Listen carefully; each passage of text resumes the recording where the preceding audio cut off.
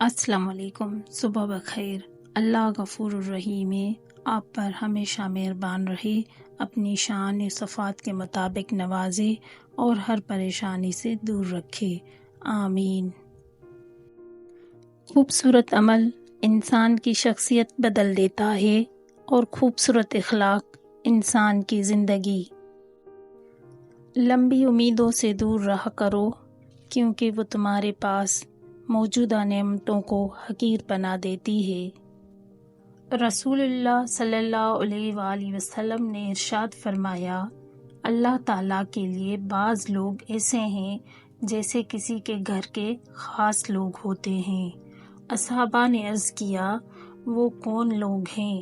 ارشاد فرمایا، قرآن شریف والے، کہ وہ اللہ والے اور اس کے خاص لوگ ہیں۔ یا رب نظروں کو آج کچھ ایسی بنائی دے، جدھر دیکھوں مجھے مدینہ دکھائی دے۔ کاش ایسی روانی ہو آج ہواؤں میں، نبی پر درود بھیجوں اور جواب سنائی دے۔ وہ عرش کا چاند ہے، میں ان کے قدموں کی دھول ہوں۔ اے زندگی گواہ رہنا، میں غلام رسول ہوں۔ وہ مہربان رب تمہارے ہر اداس لمحے کو سکون میں بدلنے پر قادر ہے۔ قسمت کا لکھا ہی اگر سب کچھ ہوتا تو اللہ کبھی ہمیں دعا کی توفیق نہیں دیتا۔ خواب تھا کہ حقیقت وہ بڑی حسین گھڑی تھی، میں موجود تھی جہاں وہ نبی کے شہر کی گلی تھی۔ فضا میں نور تھا، چار طرف کونا کونا مقدس تھا، مہک سے پر ہر گوشے میں آپ کی یاد جڑی تھی۔ اگر یہ طے ہے جو دیا جائے وہ لوٹ کے آئے گا، تو کیوں نہ دعا دی جائے۔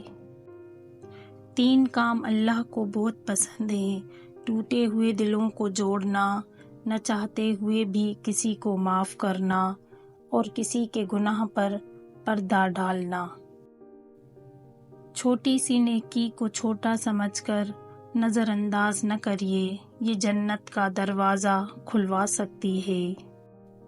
ممکن ہے یہ رمضان تمہاری زندگی میں وہ سکون لائے جو کبھی نہ ملا ہو، وہ سکون جو روح کو قرار دے، جس میں رب اپنی محبت کی انتہا دے۔ ممکن ہے یہ رمضان تمہاری زندگی خوشیوں سے بھر دے، وہ خوشیاں جس کا تمہیں کب سے انتظار ہے، آمین۔ گھڑی کی سوئی اوقات بتاتی ہے، اسی طرح انسان کے جسم میں بھی ایک گھڑی ہے جس کی سوئی زبان ہے، جو بندے کی اوقات بتاتی ہے۔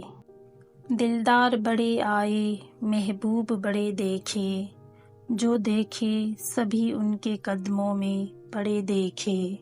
محبوب کی مدحت میں ہے تاب سخن کس کو، سب اہل سخن میں نے حیرت میں گڑے دیکھے۔ مر کے جیتے ہیں جو ان کے در پہ جاتے ہیں حسن، جی کے مرتے ہیں جو آتے ہیں مدینہ چھوڑ کر۔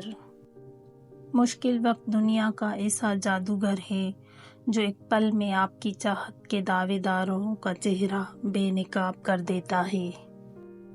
معافی اس وقت کام کرتی ہے جب غلطی ہو جائے، لیکن جب اعتماد ٹوٹ جائے تو نہیں۔ اس لیے زندگی میں غلطیاں کرو لیکن بھروسہ کبھی مت توڑو۔ معاف کرنا آسان ہے، لیکن بھول جانا اور دوبارہ بھروسہ کرنا بعض اوقات ناممکن ہوتا ہے۔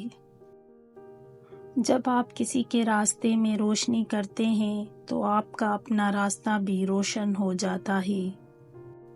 رمضان میں دلوں کو سکون ملتا ہے، دنیا کی محبت کم ہوتی ہے اور رب کی نزدیکیاں بڑھ جاتی ہیں۔